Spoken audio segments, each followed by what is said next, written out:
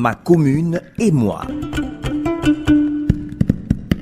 Ma commune et moi, le magazine qui s'intéresse à la vie des populations des villes et campagnes de la région de l'Est. Ma commune et moi, une émission du service des programmes de la RTB2 Est FADA.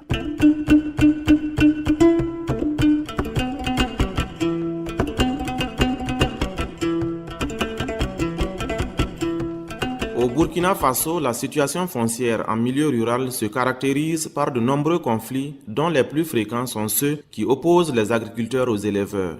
À Tendangou, dans la commune de Pama, un conflit foncier a opposé deux communautés le 22 janvier 2014, faisant un mort, une dizaine de blessés, d'importants dégâts matériels et 430 personnes déplacées. 5 mois après cet incident malheureux, les déplacés ont-ils regagné leur campement? Les deux communautés ont-elles réappris à vivre ensemble? Quelles solutions pour éviter les conflits fonciers malgré la révision de la loi portant réforme agraire et foncière au Burkina Faso?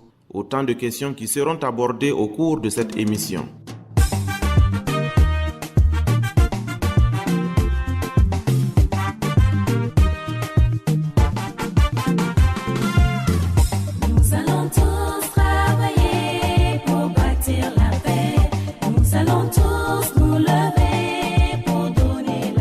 Mercredi 22 janvier 2014, une journée cauchemardesque qui restera à jamais gravée dans la mémoire des habitants de Tendangou, localité située à une quinzaine de kilomètres de Pama, chef-lieu de la province de la Kompienga. Ce village paisible où vivent en harmonie les autochtones Gouroumanché et les allogènes Moussi et Peul a vu ce jour-là sa cohésion sociale mise à rude épreuve.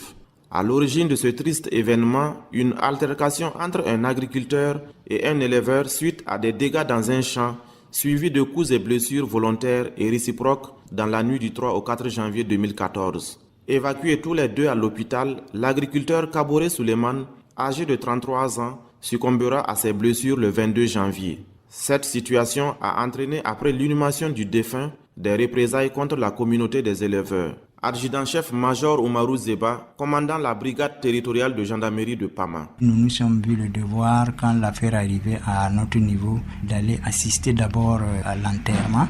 Et étant sur les lieux que nous avons constaté une lecture de conflits intercommunautaires, c'est-à-dire entre éleveurs et d'ethnie Peul et les agriculteurs d'ethnie Moussi qui présagent.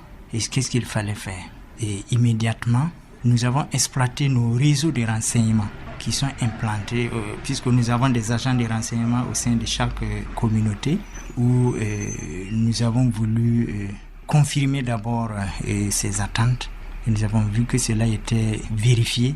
Et immédiatement, nous avons déployé une partie du personnel avec l'appui justement de la brigade territoriale de gendarmerie de Kompienga et le poste de sécurité et routière de Pama et le poste de Koualou qui est implanté même à Tendangou, mais qui travaille justement sur la sécurisation du cordon frontalier en ce qui concerne le point, la situation de Koualou.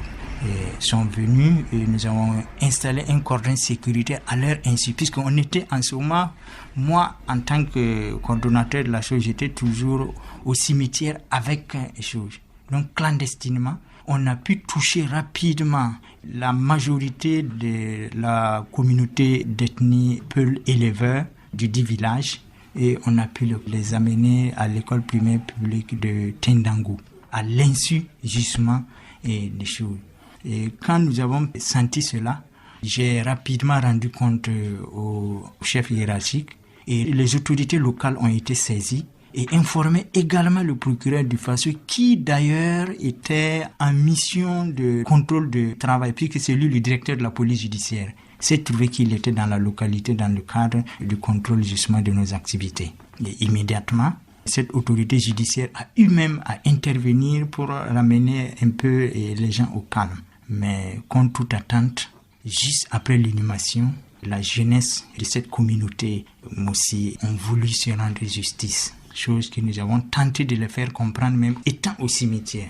Et en même temps, ils sont allés vers les habitations. Comme ils n'ont pas trouvé aucune vie humaine à côté, ils n'ont fait que brûler des greniers, les cases et tout ce qu'ils trouvaient qui pouvait atténuer un peu leur soif de vengeance. Fort heureusement, l'on ne déplore aucune perte en vie humaine, mais d'importants dégâts matériels ont été causés. Gaston Nassouri, directeur provincial de l'action sociale et de la solidarité nationale de la Kompienga. On a eu 205 cases brûlées, 26 huttes brûlées, 95 greniers brûlés, 8 motos brûlées, 188 sacs de 100 kg de vivres brûlés, un centre d'alphabétisation qui a été saccagé et brûlé aussi par les agriculteurs. Absent au moment des représailles, Yero Sondé, chef de la communauté des éleveurs de Tendangu, a retrouvé ses cases et greniers calcinés.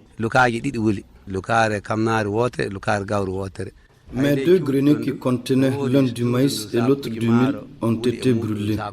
Il y a une case qui contenait 10 sacs de riz, l'autre là-bas 5, et celle en face de nous 3. Celle au fond là-bas avait 8 sacs de riz. Tout a brûlé. La case du milieu qui contenait 2 sacs de mil a été elle aussi brûlée. Ma moto et 3 vélos ont été complètement calcinés. De l'argent que nous avions gardé dans les cases, environ 260 000 francs CFA, les bijoux de mes épouses et leurs vêtements, les papiers de mes 2 parcelles, les papiers du fusil de mon père, tout est parti en fumée. Les éleveurs ont eu la vie sauve grâce à l'action fédérée des forces de défense et de sécurité, des autorités administratives, politiques et notabilités coutumières de la Kompienga. De l'école primaire publique de Tendangu, où ils avaient été dans un premier temps regroupés, les éleveurs ont été convoyés à Pama au centre de formation professionnelle des jeunes filles. Adjudant-chef Major Oumarou Zeba, commandant la brigade territoriale de gendarmerie de Pama. Et nous avons dû, d'une manière, pour ne pas dire autoritaire, réquisitionner les véhicules de transport public, à savoir les DINA, et avec aussi un apport d'un opérateur économique de la place qui nous a aussi appuyé avec ces véhicules pour pouvoir amener toute cette communauté vers le site d'hébergement qui se trouvait être à Pama. Les éléments de la gendarmerie ont été appuyés dans leur mission de sécurisation par ceux de la police nationale de Pama. Commissaire de police Bernard Toé, directeur provincial de la police nationale de la Kompienga. Dès que nous avons été informés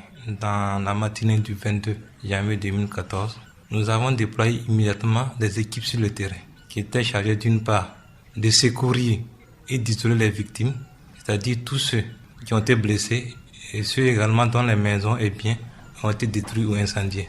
Et d'autre part, rétablir l'ordre en s'interposant entre les 2 communautés par la création d'une zone tampon.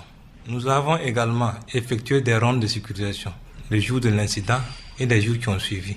Nous avons participé également au déplacement des victimes du lieu de litige jusqu'au centre d'accueil de Pama qui a été créé à cet effet.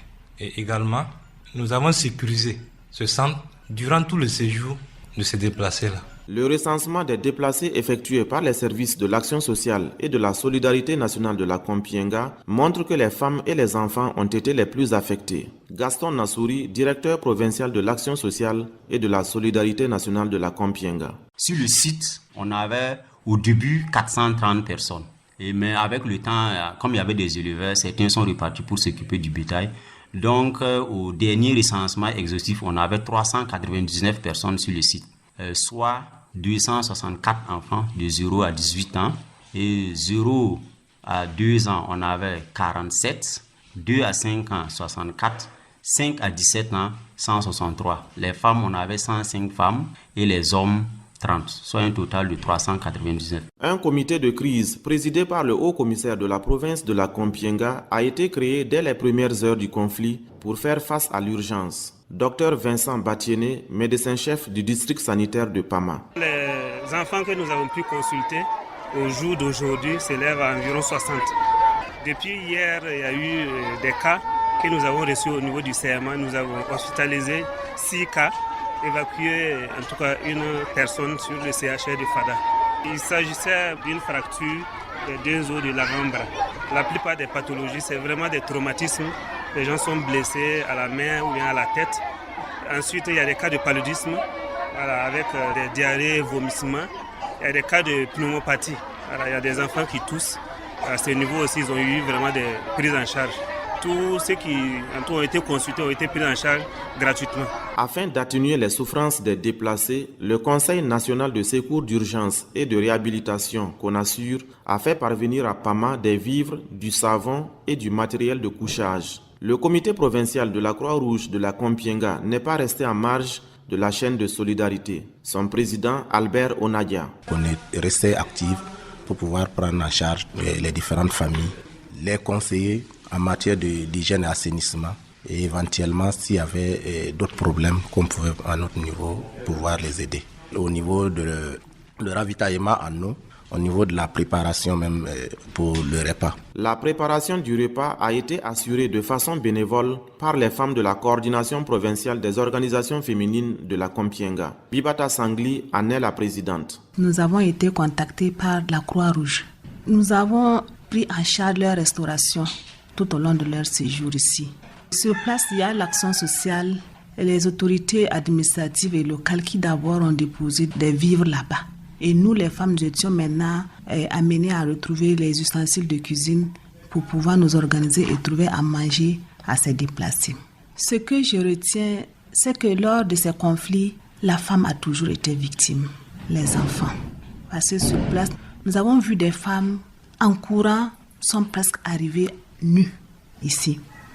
Donc sur place, j'ai lancé un appel et des femmes se sont manifestées.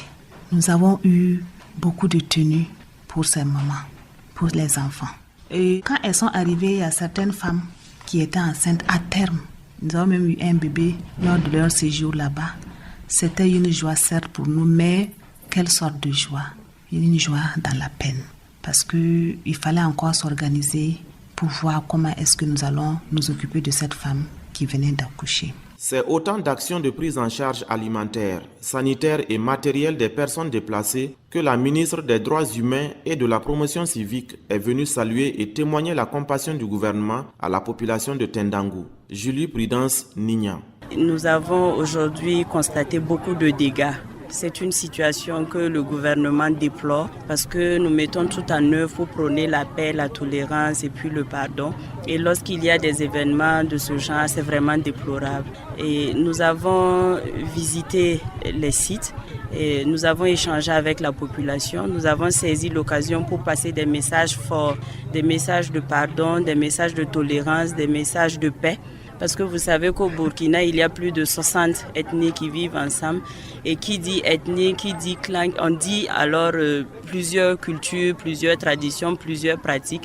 Donc nous avons le devoir de cultiver en tout cas la paix, la tolérance et le pardon pour pouvoir vivre ensemble. Un message de la ministre des Droits humains et de la Promotion civique qui semble être entendu par les communautés en conflit. Saïdou Kaboré, oncle du défunt, est le représentant de la communauté des agriculteurs. Mon message, c'est le message de pardon. Parce que même ce jour, les jours de l'enterrement, si les gens avaient pu contenir même les messages des différents imams qui ont prêché concernant ce genre de situation, ils n'allaient même pas arriver là.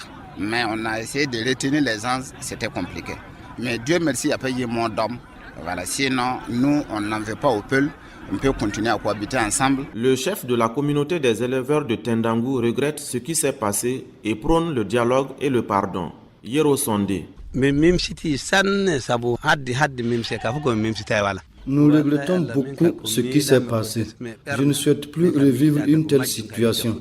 Il ne faudrait plus qu'une bagarre entre deux individus dégénère en conflit intercommunautaire. Je ne pense plus qu'il y aurait un conflit de ce genre encore ici.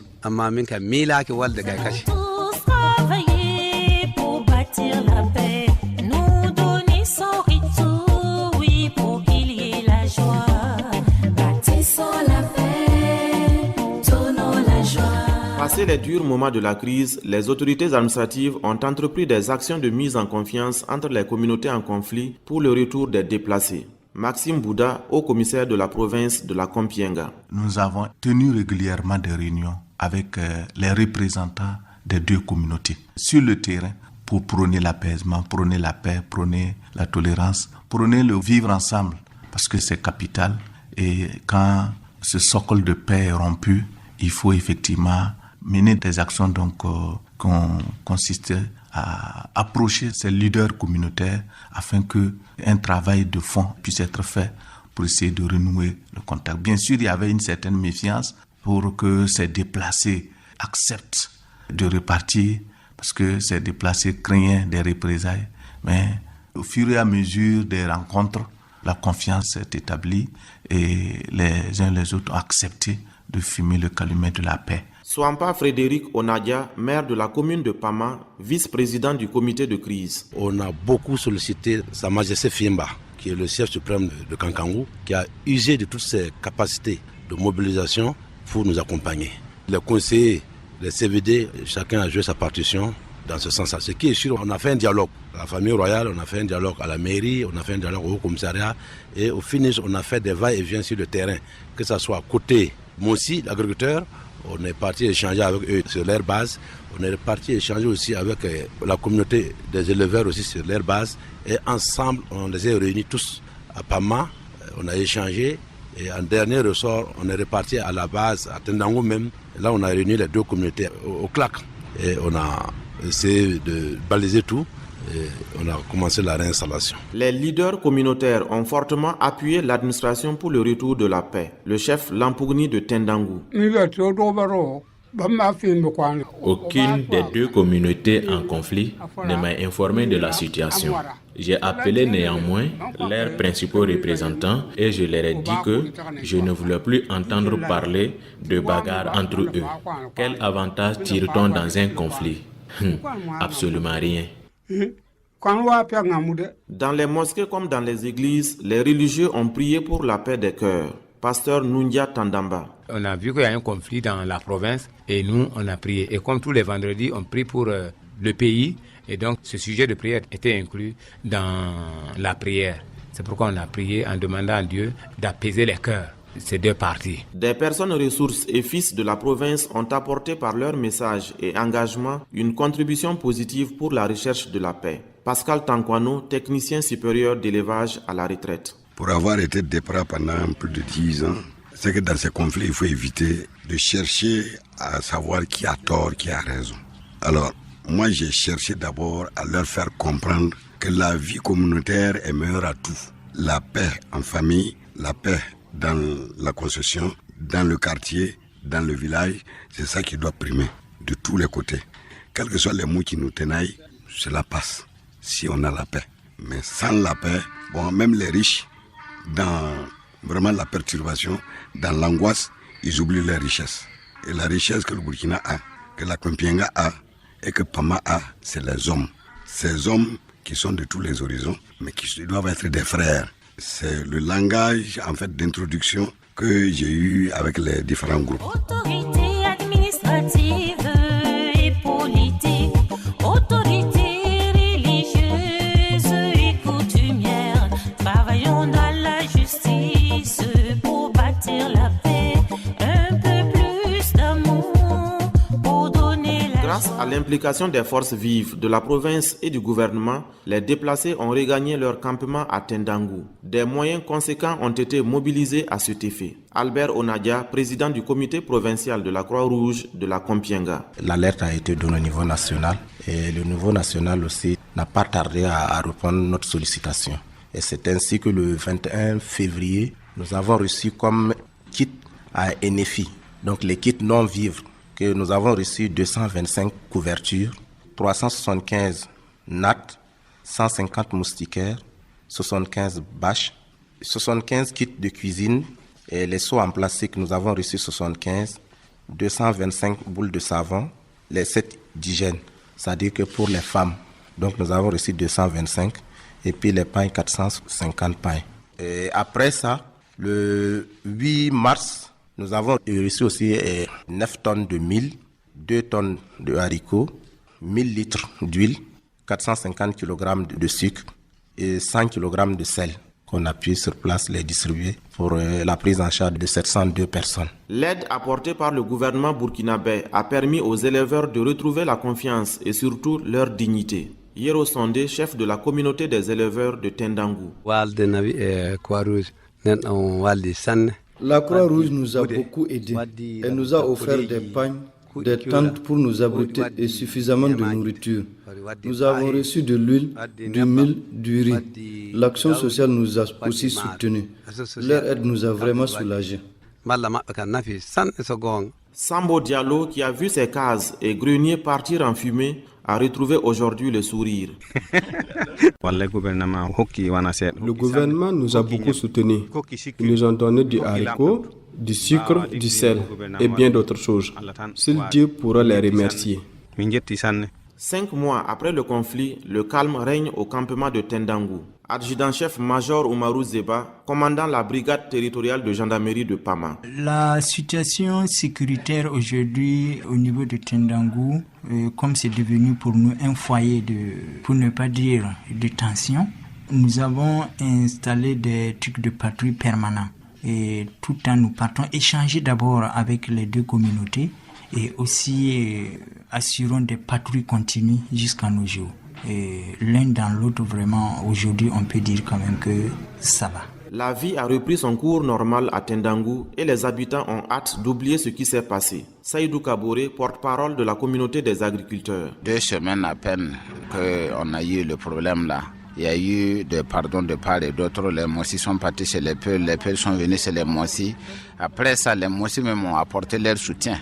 Des pailles, des vivres, voilà. Donc ce qui veut dire qu'il n'y a pas de problème. On se fréquente correctement. C'est comme si rien ne s'est passé. Il n'y a pas de problème. La vie vraiment est devenue comme il était avant. Au campement, les éleveurs vaquent à leurs occupations quotidiennes. Boukari Sondé, lui, a retrouvé son champ qu'il a d'ailleurs commencé à labourer. Nous sommes revenus chez nous et avons repris nos travaux champêtres. Il n'y a rien de tel. Nous allons tous travailler pour bâtir la paix. Oubliez nos intérêts pour qu'il y ait plus de joie. Bâtissons la paix, donnons la joie. Plus de justice pour bâtir la paix. Un peu plus d'amour pour donner la joie. Selon le maire de la commune de Pama, c'est la première fois qu'un conflit entre agriculteurs et éleveurs survient dans la province de la Kompienga. Chacune des deux communautés en a tiré des leçons et dit « plus jamais ça ». Plus jamais ça, c'est aussi le vœu du ministère des Droits humains et de la promotion civique. Marcel Zongo, directeur régional des droits humains et de la promotion civique de l'Est. Vivre ensemble, c'est apprendre à se tolérer, apprendre à s'accepter mutuellement malgré nos différends. Et si les gens n'arrivent pas à s'accepter mutuellement, il va de soi que la cohésion sociale va s'effriter et que chacun ne pourra pas s'épanouir dans là où il vit. Et du coup, c'est la paix sociale qui prend un coup et le climat social se détériore et il n'y aura pas possibilité de développement et d'épanouissement. Pour renforcer la paix sociale, le ministère des Droits humains et de la promotion civique multiplie les séances de sensibilisation. La ministre Julie Prudence Nignan. Nous avons déjà, en concertation avec le ministère des Ressources animales et halieutiques, tenu des séances de sensibilisation dans les régions qui ont touché tous les acteurs intervenant dans le domaine et de l'agriculture et de l'élevage. Et nous sommes en train de réfléchir pour mettre en place des systèmes de relais dans les villages, dans les communes, dans les régions, dans les provinces, des relais qui vont servir à prévenir, qui vont servir également de points focaux pour pouvoir informer, alerter quand il y a des difficultés et également pouvoir contribuer à la résolution pacifique des conflits quand ça éclate. Parce que vous savez, quand on est ensemble, quand on pratique des activités de ce genre, il arrive quelquefois qu'il y ait des conflits. Donc l'essentiel, c'est de pouvoir résoudre ces conflits de manière pacifique en utilisant les mécanismes qui existent déjà, tant sur le plan administratif que judiciaire, mais aussi il faut utiliser des canaux sur le plan social pour résoudre ces difficultés. Et là, nous travaillons à mettre en place des systèmes qui puissent prévenir cela. Des systèmes de prévention de conflits fonciers existent déjà dans la commune de Pama et seront renforcés, a rassuré le haut-commissaire de la province de la Kompienga, Maxime Bouda. Au niveau de la commune de Pama, nous sommes accompagnés par le MCA, le Millennium Challenge et Compte, qui accompagne les populations donc dans la sécurisation foncière. Et à ce niveau, il y a des structures qui sont en train d'être mises en place et ces structures-là vont permettre au niveau de chaque village d'avoir des structures de résolution des conflits. Nous allons mettre surtout l'accent sur la prévention, que les CVD puissent effectivement jouer leur rôle, que au niveau de ces conseils villageois de développement, que ces CVD puissent être effectivement saisis pour toute question touchant donc au conflit foncier, conflit agriculteur-éleveur, afin rapidement de réunir les parties en conflit pour qu'une solution puisse être trouvée. Parce que si le dialogue est immédiatement entamé après un incident, rapidement, chaque partie est rassurée.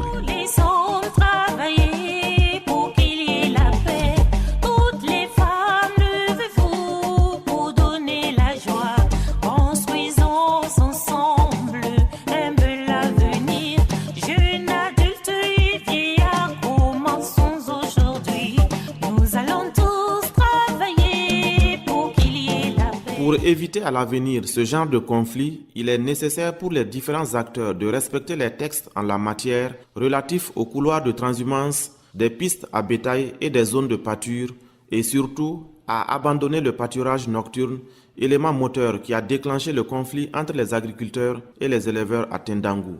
Il y va de la quiétude sociale. Ainsi s'achève l'émission d'aujourd'hui. Merci de votre compagnie. À la technique, Fousseni Traoré. Présentation, Mamadouba. Merci à tous ceux qui ont collaboré à la réalisation de cette émission. Nous vous donnons rendez-vous la semaine prochaine pour un autre numéro de Ma commune et moi. Ma commune et moi. Ma commune et moi, le magazine qui s'intéresse à la vie des populations des villes et campagnes de la région de l'Est. Ma commune et moi, une émission du service des programmes de la RTB2 Est, FADA.